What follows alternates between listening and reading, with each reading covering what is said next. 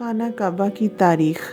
جب حضرت آدم علیہ السلام بہشت سے زمین پر تشریف لائے تو بارگاہ الہی میں عرض کیا کہ خدایا، میں یہاں نہ تو ملائکہ کی تسبیح و تکبیر سن سکتا ہوں اور نہ کوئی عبادت گاہ دیکھتا ہوں، جیسا کہ آسمان میں بیت المعمور دیکھتا تھا جس کے ارد گرد ملائکہ طواف کرتے تھے۔ جواب الہی آیا کہ جاؤ، جہاں ہم نشان بتائیں وہاں کعبہ بنا کر اس کے ارد گرد طواف بھی کر لو اور اس کی طرف نماز بھی ادا کرو۔ حضرت جبرائیل علیہ السلام ان کی رہبری کے لیے ان کے ساتھ چل پڑے اور انہیں وہاں لائے جہاں زمین بنی تھی، یعنی جس جگہ پر جھاگ پیدا ہوا تھا، اور پھر وہی جھاگ پھیل کر پوری زمین بنی۔ حضرت جبرائیل علیہ السلام نے اپنا پر مار کر 7ویں زمین تک بنیاد ڈال دی، جس کو ملائکہ نے 5 پہاڑوں کے پتھروں سے بھرا کوہ لبنان، کوہ طور، کوہ جودی اور ہرا اور طور زیتا بنیاد بھر کر نشان کے لیے چاروں طرف کی دیواریں اٹھا دی۔ اس طرح حضرت آدم علیہ السلام نماز پڑھتے رہے اور اس کا طواف بھی کرتے رہے۔ طوفان نوح تک کعبہ اسی حالت میں رہا۔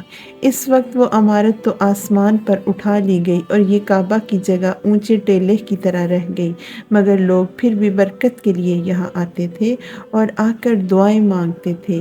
پھر حضرت ابراہیم علیہ السلام کے زمانے تک کعبہ اسی حالت میں رہا۔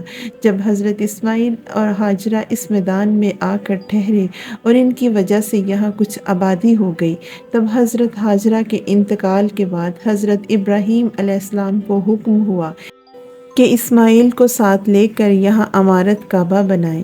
اس کی نشانی اس طرح فرمائی گئی کہ ایک بادل کا ٹکڑا بھیجا گیا تاکہ اس کے سایہ سے کعبہ کی حد مقرر کر لی جائے۔ حضرت جبرائیل نے اس سایہ کی مقدار کھینچ کر اور حضرت ابراہیم علیہ السلام نے اس خط پر زمین یہاں تک کھودی کہ بنیاد آدم نمودار ہو گئی اور اس بنیاد پر عمارت بنائی۔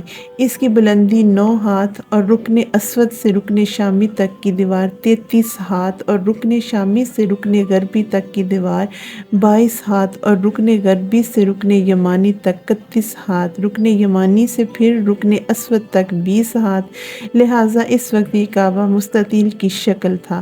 حضرت ابراہیم علیہ السلام نے خانہ کعبہ کے اندر ایک تغار سا بنایا تھا جو مثل خزانہ کے تھا کہ کعبہ کے لیے جو کچھ نظر تحفے میں آئے اس میں رکھے جائیں گے۔ اس کے دروازے 2 دروازے تھے، ایک داخل ہونے کا اور ایک نکلنے کا، اور کعبہ بنانے والے خلیل تھے اور ان کو گار اور پتھر اٹھا کر دینے والے حضرت اسماعیل علیہ السلام۔ اس عمارت میں 3 پہاڑوں کے پتھر لگائے گئے تھے۔ ابراہیم علیہ السلام سے پہلے کسی نے یہاں عمارت نہ بنائی تھی، مگر آپ کے بعد کئی دفعہ اس کی تعمیر و مرمت ہوئی تھی اور اس میں حالات کی وجہ سے کچھ تبدیلیاں بھی ہوئیں۔